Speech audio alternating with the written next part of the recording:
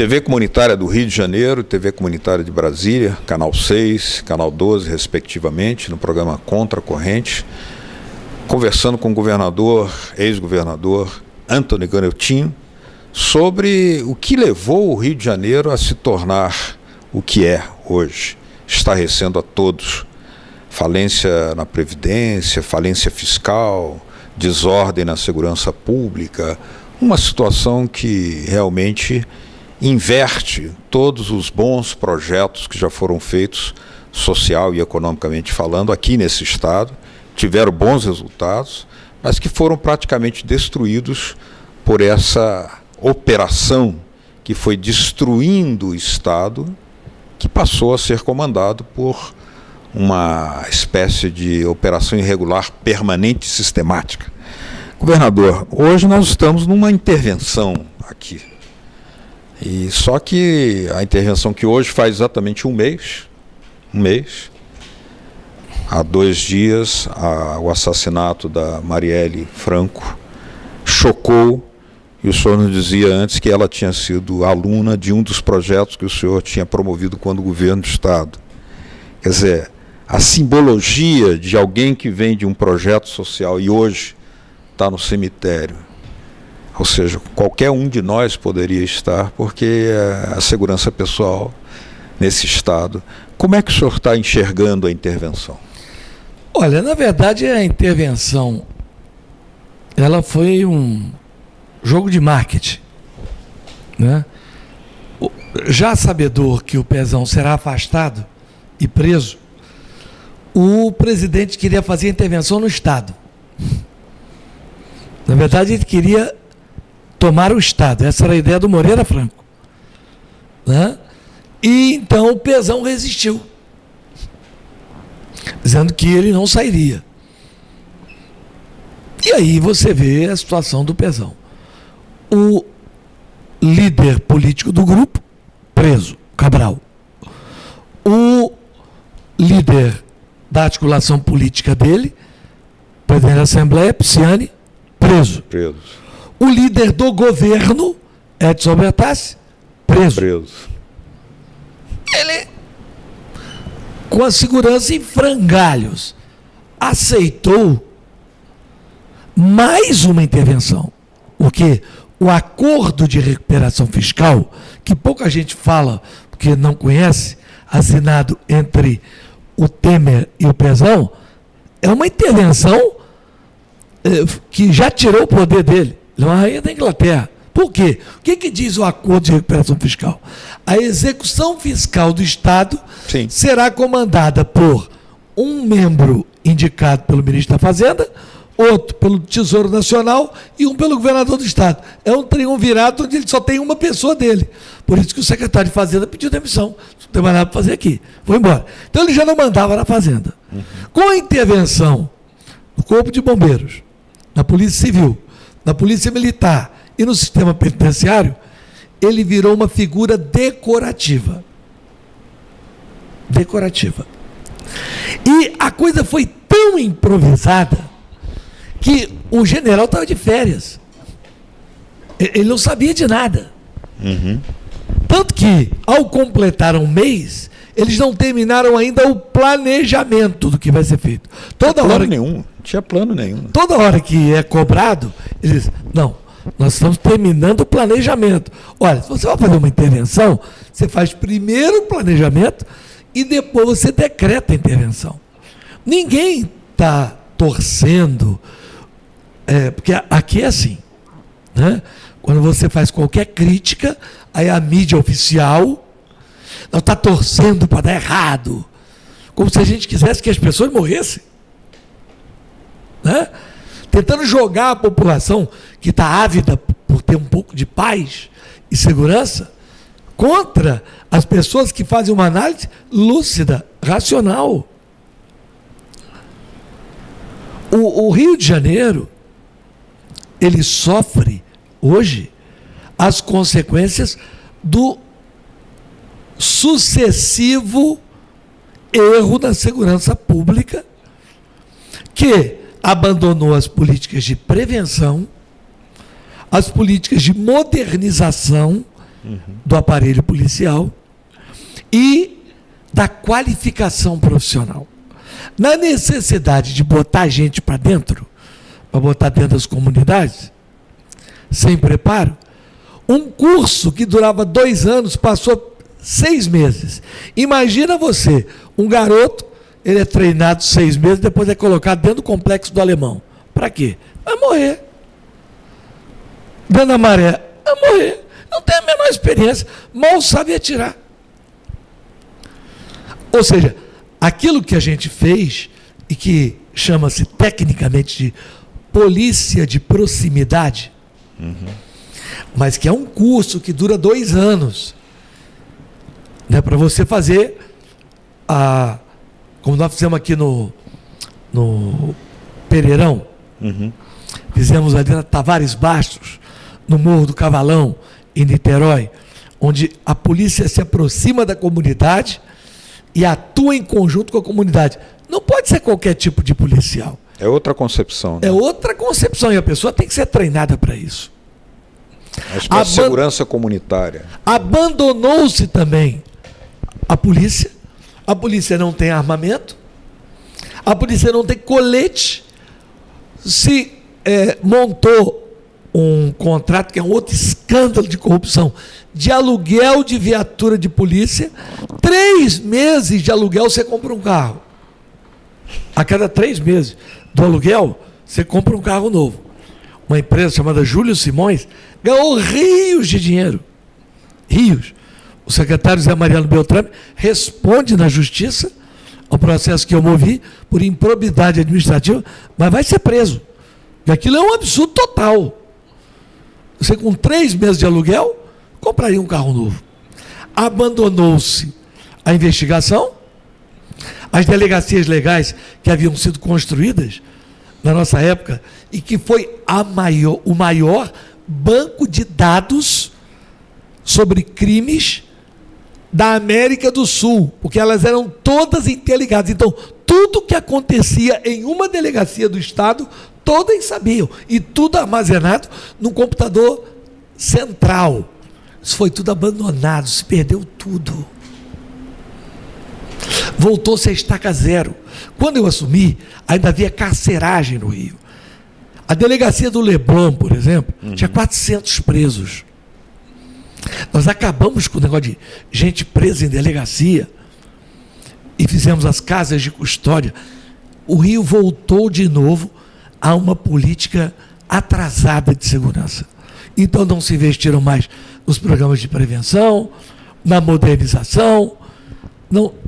Ou seja, fez-se muito marketing e nenhuma política de segurança. O resultado é esse que está aí.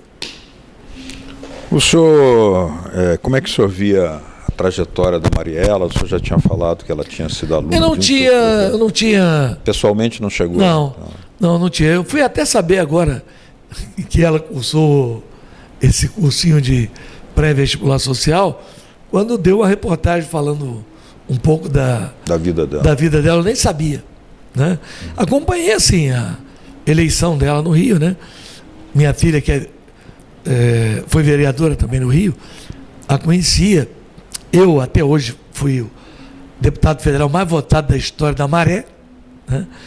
Quando fui candidato a deputado federal, tive só dentro do complexo da Maré, 14 mil votos, só ali dentro, né? Dos 700 mil votos que eu tive no Estado, só ali dentro, né? Eu tive uma votação enorme, embora muitos candidatos atuassem ali dentro, mas os programas sociais que nós fazíamos levavam uma empatia da população com a gente. Escolinha de futebol, escolinha de vôlei, né?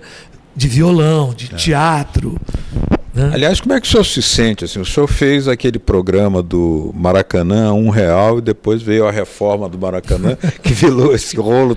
Qual é a sensação que a sensação é que o Maracanã não existe mais. Porque Maracanã era Geraldinos e Arquibaldos. Não tem mais a Geral, não tem o Geraldinos. E não tem mais também não tem mais arquibancada também, porque hoje é só cadeira. Né? E com o preço que tem, o povo não pode ir. Não pode. Embranqueceram o Maracanã. Acabaram. Transformaram o Maracanã numa arena de elite, numa cidade de pobre. Pois é. Hoje, as pessoas são obrigadas a assistir o jogo pela televisão. Enquanto o Estado quebrou com a Copa do Mundo, só de patrocínio, a Globo ganhou 2,8 bilhões de reais de patrocínio com a Copa do Mundo. E o Estado quebrou. E o Estado quebrou.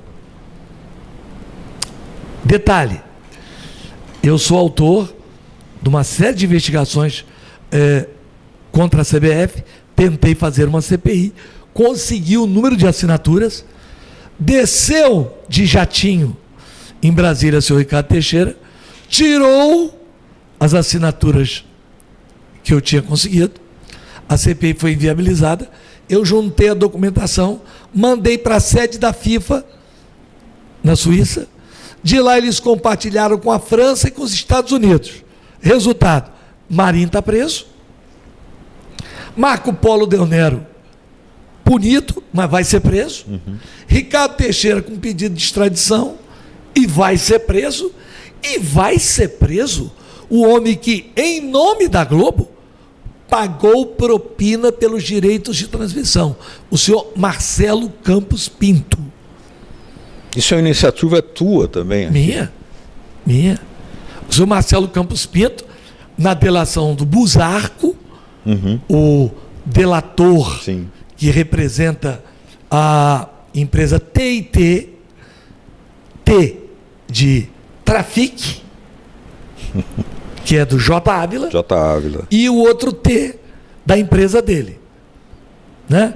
TIT, essa empresa TIT ganhou da FIFA o direito de negociar os direitos de transmissão da Libertadores da América, da Copa Sul-Americana e da Copa do Mundo.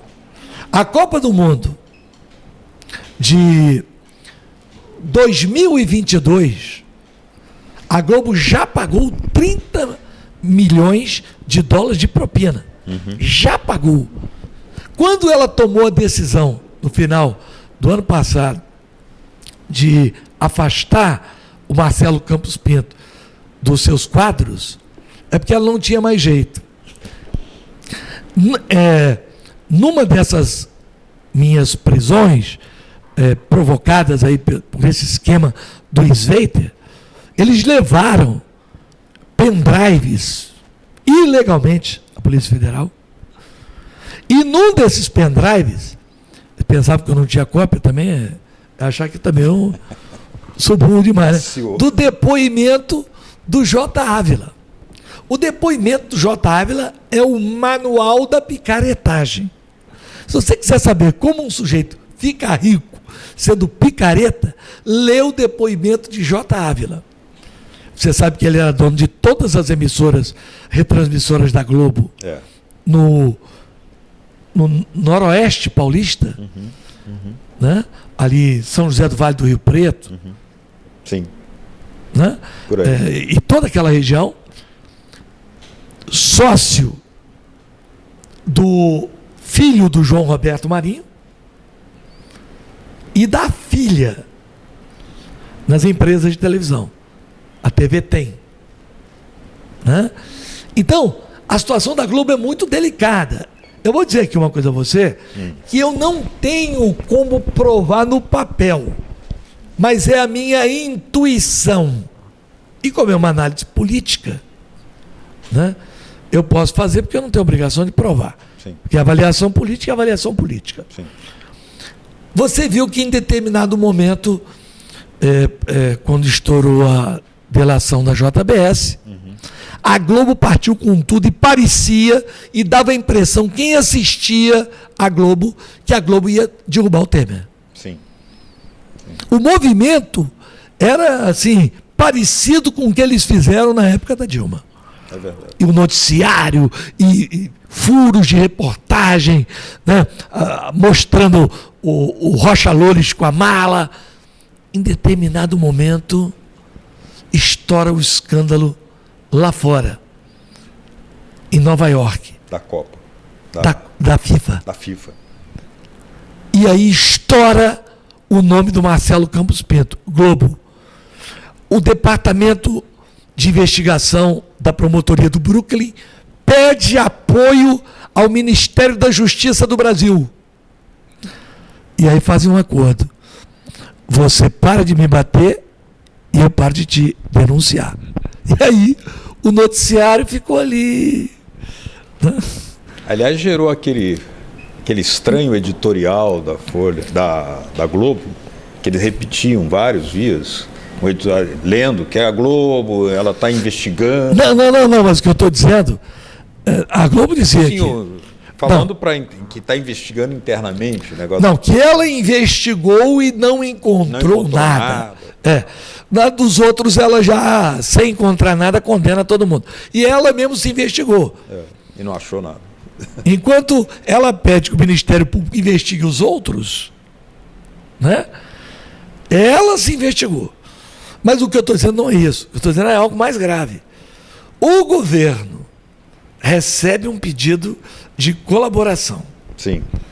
Alguém transmitiu à Globo, ou vocês param, ou nós vamos entregar a documentação que eles estão pedindo. Entendi. Que podia resultar até na cassação do canal. Claro. É verdade. E aí o noticiário da Globo muda de posição. Passa para uma posição de neutralidade. E tanto isso é verdade, que mais uma vez, o Sveiter tem um papel fundamental. Quem foi o relator do processo de cassação na Comissão de Constituição e Justiça e vota pela cassação da abertura da investigação Exatamente. contra Michel Temer? Quem foi? O deputado Sérgio Sveiter. Exatamente. Todo o noticiário da Globo era: vamos para cima. Parecia que eles estavam meio que, sei lá, arrependidos do que fizeram, né? Ou então estavam com algum plano alternativo que a gente não sabia o que era bem. Eles tinham trabalhado para pôr o Temer lá. E de repente, com aqueles escândalos todos, milhões de mala do Gedel, mala do Rocha Loures, escândalo para tudo quanto é lado, né? O Joesley gravando o presidente. Eles queriam se salvar na opinião pública, mas aí está o caso deles. Foi como se dissesse assim: segura minha boia, que eu seguro a sua boia. Ou senão morremos os dois. É verdade. Exatamente, foi exatamente assim. Aí mudou a linha editorial. Aí ficou naquela coisa, noticiam, pero não muito. Eles estavam com uma fúria, parecia que iam derrubar o Michel Temer. Agora parece que estão retomando essa linha aí de... Não sei. Então, Tenho minhas com dúvidas. outros temas, né? Pode ser. Com outros temas. Pode ser. Na questão do Barroso. O Barroso está sendo promovido quase como uma estrela da Globo. A Globo, ela está numa situação delicadíssima. Por quê? Porque ela não tem candidato. E ela é um partido político. Eu pensei que o senhor ia falar do processo de sonegação da Receita Federal. Não, esse eu já denunciei. Já denunciou. No ar uma vez, e ela foi obrigada a pagar um DAF de 800 milhões de reais. É verdade. Né? Mas é que a Globo, ela é uma emissora de televisão, ela é um grupo de comunicação, mas antes de tudo, ela é porta-voz de um pensamento político. Ela é um partido político. Atua como um partido político. Ela é um partido político. Partido político. E ela não consegue emplacar um candidato. Os candidatos que se apresentam no cenário, olha, você vê o desespero da TV Globo, que eles programaram uma entrevista do Luciano Huck no Faustão, em horário nobre, para ver se o cara decolava. Eu rindo aqui em casa, eu já, nessa denúncia minha ao Ministério Público Federal, tem um capítulo ali que eu falo en passant do Luciano Huck, que ele pagou R$1 milhão ao escritório da Adriana Anselmo para conseguir autorização para construir uma casa de forma ilegal numa ilha, em Angra dos Reis. E eu conheço a história dele com a Scioli, com a Aécio. Eu falei, esse aí não é candidato nada. Na hora que ele botar a cara na reta, vai tomar um pau. E não deu outra. Não deu outra. Né? Realmente. Mas eles estão desesperados. Eles não têm ninguém. Tiraram o cavalinho da chuva. Não tiraram. Eles não acharam Não ainda. acharam ninguém, né? Então, Eles querem um cavalo para montar e não acharam. e não acham. Não acham. Entendeu? Então, a estratégia da Globo é, primeiro, inviabilizar a candidatura do campo popular do Lula. Lula inviabilizado, eles vão tentar viabilizar alguém que não seja tão PSDB, porque eles já perceberam que a marca PSDB desgastou-se tanto quanto a marca PT. O escândalo Aécio mostrou ao Brasil que é o PSDB. Né? Então, se por um lado fez-se um estrago no PT, também fez-se um estrago no PSDB. Por outro lado, o eterno aliado do poder, o PMDB. O Brasil viu quem era o PMDB mais explicitamente no Rio de Janeiro. Não que isso não ocorra nos outros estados administrados pelo PMDB. As oligarquias regionais são todas quase oriundas do PMDB. Olha a situação do Rio Grande do Sul, por exemplo. PMDB. Sim, mas o que eu digo é o seguinte. Então eles ficaram... Hoje, para você ver, o candidato preferido da Globo é o Henrique Meirelles, ele tem 1% na pesquisa. O segundo preferido da Globo é o Rodrigo Maia, tem 0,6%. Ele não tem candidato. É uma situação inusitada. Como é que o maior partido político do Brasil, que é a Globo, porque você imagina, que partido político tem uma secretaria de comunicação Como a Globo. Com rádio, jornal, portal espalhado, que chega a todos os lares do país? Esse monstro não tem candidato. É um sinal da falência política, né? Da impopularidade de seus métodos, né? De seus projetos, da sua mensagem. E mais do que isso, a programação idiotizante da Globo produziu uma parcela da população que não pensa e fez com que valores muito retrógrados, que já haviam sido até, afastados do seio da sociedade brasileira, brotassem.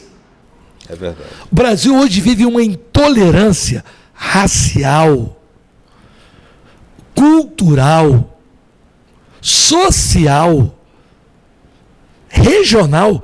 O cara dizer que nordestino não presta, isso é uma intolerância regional. O cara dizer pobre é bandido, isso é uma intolerância social. Se meu filho casasse com uma negra, eu dava uma coça nele. Isso é uma intolerância racial. E essas besteiras foram todas produzidas pela imundície de programação que a Globo pôs na cabeça das pessoas ao longo de todos esses anos. Aliás, violentando a Constituição, porque ali se estabelece as obrigações dos concessionários, né? Ser educativo, ser portador de uma mensagem cidadã. Na verdade, a Globo sempre controlou o Ministério das Comunicações. Né? Logo que Sarney chegou ao poder por aquela fatalidade, você sabe que quem deu a notícia é Antônio Carlos Magalhães. O Sarney pega o telefone, liga para o Roberto Marinho e diz: eu vou convidar o Antônio Carlos Magalhães, dá a notícia a ele. Então, o Roberto Marinho liga para o Antônio Carlos Magalhães e diz: olha, o Sarney me disse que vai te convidar para ser ministro das Comunicações. Isso é a história do Brasil. É verdade. Então, mesmo o PT cometeu um erro imperdoável. Né?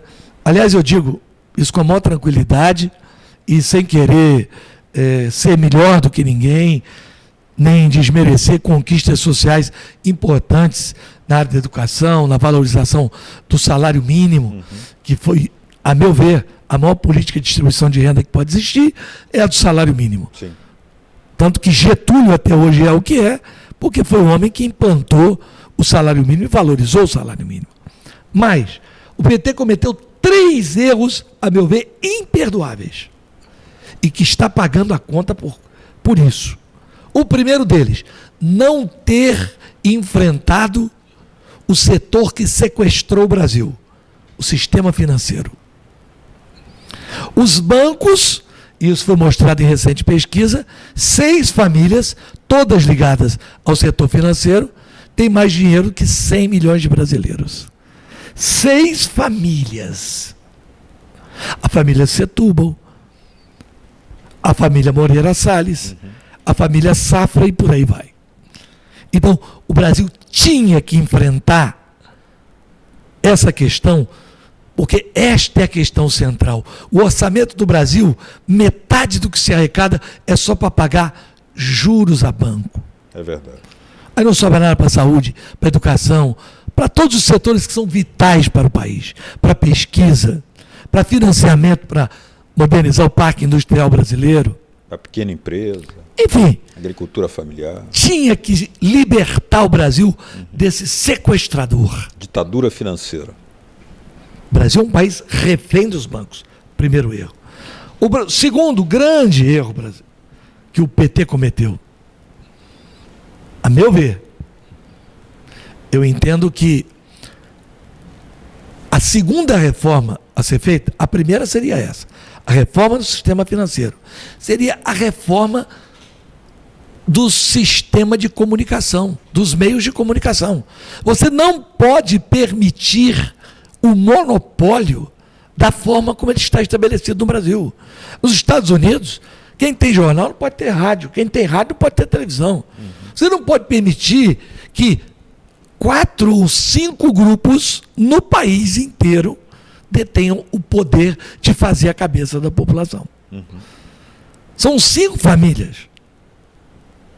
E alguns braços aqui e ali, mas todas dentro do mesmo projeto. E o PT não enfrentou isso no momento em que a Globo estava endividadíssima em 2003 e pediu socorro ao BNDES. E recebeu. E recebeu. Recebeu um financiamento gordo que salvou e ela pôde vender então a NET, se livrou da NET. Sim.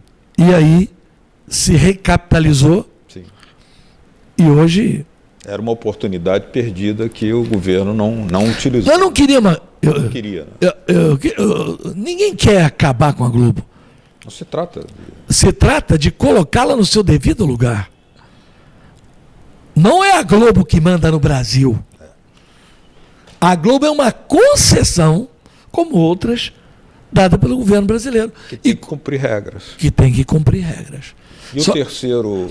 E o terceiro é que setores do PT, da direção do PT, se deixaram levar pelo patrimonialismo. Lamentavelmente. Não vou aqui nominar ninguém, mas um partido que representa os trabalhadores, a história de luta daqueles que foram espoliados o tempo inteiro, não poderia cair no canto da sereia. Ah, mas foi financiamento do partido. Não, não dá. Você está falando aqui com 2 ex-governadores. Você está num apartamento alugado, que é onde nós moramos, na Praia do Flamengo. Depois de ter sido prefeito 2 vezes, minha esposa também prefeita 2 vezes. Eu, governador do Estado, ela, governadora do Estado. Eu, o deputado federal mais votado da história do Rio de Janeiro. Eu tenho a casa que eu herdei dos meus pais. Porque a liderança, ela precisa ter autoridade moral. Como é que eu enfrentar uma briga dessa com o poder do judiciário, o poder da Globo e outros poderes aqui, se eu tivesse um rabo preso? Você imagina se eu tenho uma conta no exterior, ou se eu tenho uma fazenda, ou um sítiozinho, Imagina se eu tenho uma brecha. Eu estava liquidado. Então, o líder, né? E no caso eu digo até que pessoas dessa cúpula do PT foram, assim, nocivas ao partido muito mais do que o Lula. Eram coisas piores do que o Lula. Um presidente da República ter um sítio não é nenhum absurdo, né? Não é nada de, assim, que se possa, né? Agora, algumas outras pessoas deixaram uma brecha para aqueles conservadores que não têm o menor pudor em roubar o país inteiro, usarem isso como arma política. E aí, isso fez muito mal a todo um projeto progressista do país. Não é à toa que, ao longo desses anos, setores expressivos foram saindo de dentro do PT. Primeiro saíram os trotskistas, depois saíram os setores ligados à Igreja Católica, depois saíram vários intelectuais, setores progressistas ligados a artistas, e foram indo para outros segmentos porque começaram a desacreditar da integridade dessas pessoas. Não estou questionando o Bolsa Família. É um projeto necessário num país que tem as desigualdades que a gente tem. Não estou questionando fiéis, muito bom, importante. Não estou questionando de maneira nenhuma, né, a política de valorização do salário mínimo ou de apoio à indústria nacional. Porque eles dizem, similar a uma que você aplicou aqui, da valorização do conteúdo nacional, isso, na indústria naval. Na indústria naval. O que eu estou questionando é que se permitiram Entendo. a uma situação que acabou comprometendo o próprio partido. Quem acha que o PT vai acabar está equivocado. Né? Vai passar essa fase, vai vir uma nova geração, né? Como tudo na vida, né? Que vai se reciclar e essa história vai continuar. Muito bem. Governador, o senhor está com um programa de rádio diário, né? Eu estou na Tupi. Era diário, agora estou ao sábado. Agora é só o sábado? É só os sábados. Por que com esse negócio deles fazerem comigo, né? Prende, aí solta, não tem prova. Prende de novo, solta de novo, não tem prova. Prende de novo, solta de novo. Eles ficam me prendendo para tentar achar alguma coisa contra mim. Né? Seria mais para intimidar essas prisões? Total. Só, né? O que eu estou vivendo aqui no Rio de Janeiro não existe. Eu fui espancado dentro de um presídio, tomei pisão no pé, pancada no joelho, tive meu dedo, o terceiro dedo, aquele do meio do pé, uma fissura que rachou, né? E eu até ganhei peso, porque não podia mais me exercitar, e sendo acusado de estar mentindo. Depois o Ministério Público provou que eles manipularam as câmeras internas e depois acharam até um motel dentro do presídio. O presídio de Benfica hoje é chamado de Presídio do Amor. Acharam um motel, 4 suítes de motel. Ou seja, eu estou sofrendo muito, eu e minha família sofremos muito, porque é difícil, você não tem espaço para falar, né? Você está me dando aqui uma oportunidade de explicar para as pessoas, porque outro dia a senhora parou na rua, ué, você está solto? As pessoas não sabem, né? E aí um pergunta, vem cá, você está preso por quê? O que você fez?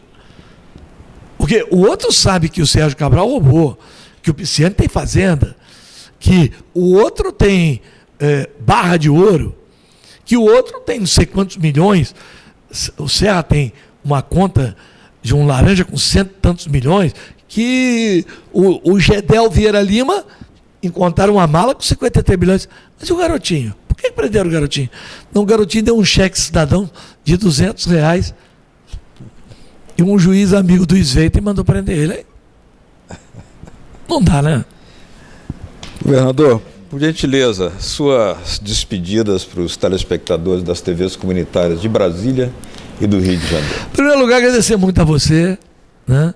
Agradecer às TVs comunitárias e a você, dizendo que o nosso país é muito forte, o nosso povo é um povo especialíssimo, como dizia Darcy Ribeiro, porque nós somos o primeiro povo globalizado do mundo. Nós somos mistura de africano com índio, com português, espanhol, com alemão, com tudo que o Brasil é. Então, nós somos de uma capacidade de superação enorme. Nós podemos fazer aqui, nessa nação, com o povo que nós temos, com a capacidade intelectual que o Brasil desenvolveu, uma grande nação. Falta gente com patriotismo, compromisso e visão. O grande problema do Brasil hoje é que se pergunta: qual a visão do Brasil para os próximos anos? Ninguém responde. Porque não há. Qual é o projeto que nós temos que assumir como nação? O projeto que nós temos que assumir como nação, basicamente é um. Em 10 anos, não deixar nenhuma criança sem estar escolarizada. Se em 10 anos você escolarizar todas as crianças, com 20 anos você tem uma nova geração, capaz, preparada, eficiente. Olha, meu Deus do céu, aí nós vamos ter uma produção de inteligência e de riqueza que nenhum país nos trópicos pode ter. Essa é a grande visão. Essa visão que o Darcy tinha, né? E aí, se juntando a visão que os trabalhistas sempre tiveram, que vem de Borges de Medeiros, de Alberto Pasqualini, passando por Getúlio Vargas, por João Goulart, por Brizola. Qual é? Só se constrói uma nação a partir do seu povo. O dia que se entender que o maior produto a ser investido no Brasil é o brasileiro, pronto, está resolvido o problema. Muito bem. Governador, muito obrigado então por essa entrevista aqui. Esse é o nosso papel, é entrar na contramão, na contracorrente, que é o nome do programa, né? Porque informações muito relevantes não são transmitidas à população, e nós estamos sempre à busca de cumprir essa função que está na Constituição, está na lei que rege, inclusive, as TVs comunitárias, em que nós temos que ser veículos de educação, de elevação cultural do povo brasileiro. Modestamente, com nossos poucos recursos, mas nós estamos pretendendo cumprir essa função. Obrigado ao senhor pela entrevista. Muito obrigado a você e a todos vocês que estão em casa, e não vamos desistir não. Eu tenho dito aqui, eu quero o meu estado de volta, né? E os brasileiros devem dizer, eu quero o meu Brasil de volta.